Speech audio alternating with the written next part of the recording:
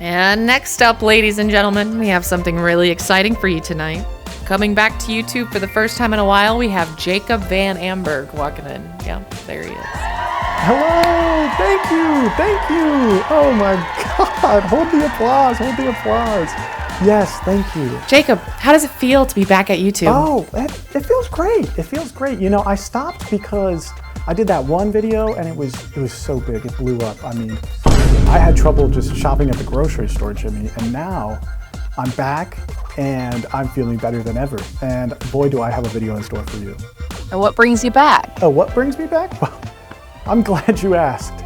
I'm back because last year I watched over 100 2025 releases and I put them in a list especially for you. And today we're going to go over our top and bottom performers.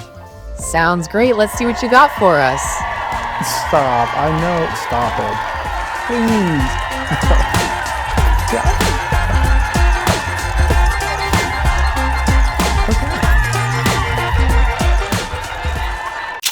Let's do some housekeeping before we get into it, though.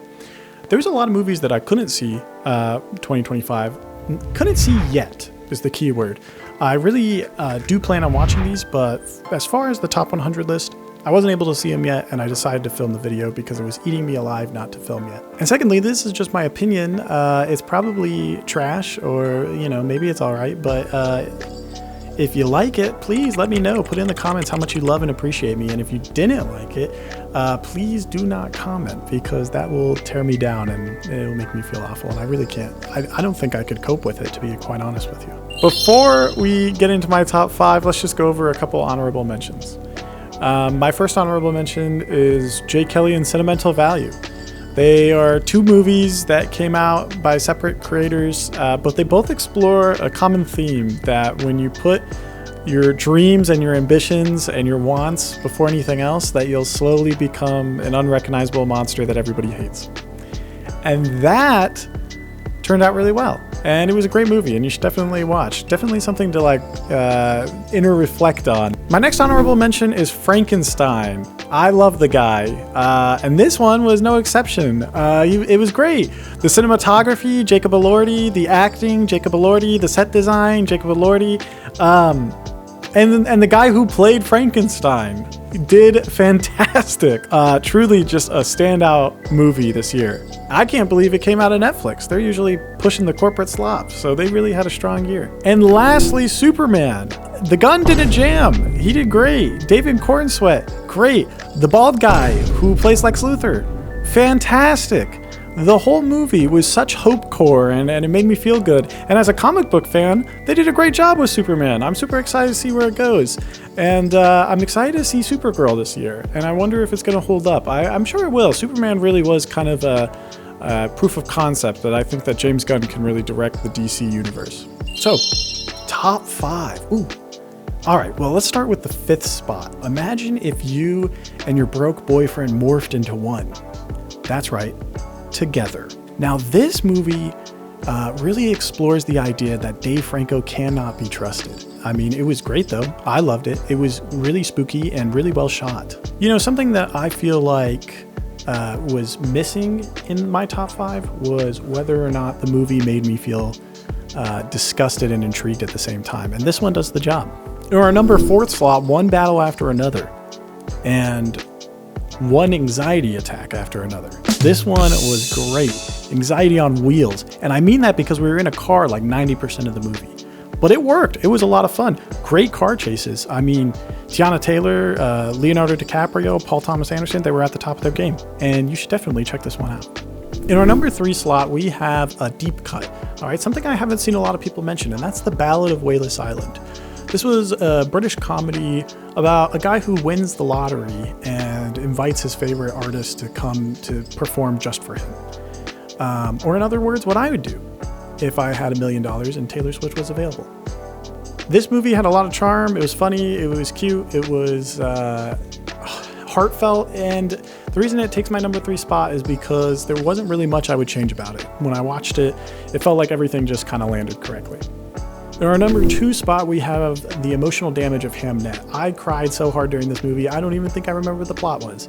I just remember it was sad and Jessie Buckley did really good. Shakespeare was there, and he was played by Paul Mescal, and he did a great job. And yeah, there was children, and then at times there weren't. And that was so depressing. But yeah, it was a great movie. And in our number 1 spot, it should be of no surprise if you saw any movies last year, Sinners. Ryan Coogler, Michael B. Jordan. I mean, there was a bunch of vampires. And I'm a sucker for a vampire. I mean, Nosferatu was my favorite movie in 2024. The score, the soundtrack, that's the same thing. The soundtrack, the acting, the cinematography. So much about this movie was sick, and you should watch it, and I know I'll be a fan for years to come. What would be a top 100 if there's not a bottom 3? And I'm gonna let you know it's bleak. I wouldn't recommend watching any of these, but I did it for you, so you wouldn't have to. In our 98 spot, we have In Lost Lands. This movie was so bad, I had to question if I even liked Dave Bautista, and I don't want to do that. He's Drax, you know? I don't want to rewatch the Avengers movies and think to myself, God, do I even like this guy? But that's what this movie did, and it was depressing. Nothing really hit, and I think they expected it to be a lot better of a movie than it was. In our 99 spot, we have Lines of Fire. In a Line of Fire? The Line of Fire? A Line of Fire? One of those. And the movie was really bad. You should expect that being in the 99th spot, but this one in particularly had performances that were so bad they were so funny to watch. It was like an SNL skit. Terrible action scenes, terrible acting, terrible everything, just real dumpster fire on that one. It's the kind of movie that makes you think that you could be a screenplay writer. And in our 100th spot, we have Pete Davidson's The Home. It's not actually called Pete Davidson's The Home, but I really don't see anyone else who should take the blame except for him. Everyone else in the production and the crew should also maybe be fined, but this particularly fell on Pete Davidson for me. He was so god-awful. It was like him committing elderly abuse for like 2 hours. Nothing about this movie worked. I was actually tricked into watching it. It was an AMC on screen.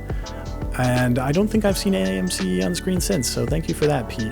And that's it for 2025. It was a great year for movies, and I wish I could just go over 1 through 100, but we obviously don't have time for that. You don't want to listen to that. And but you could read my reviews if you follow me on Letterboxd. I think I said it already that the link will be in the description, but if I didn't, here it is again. Van Garbage Can.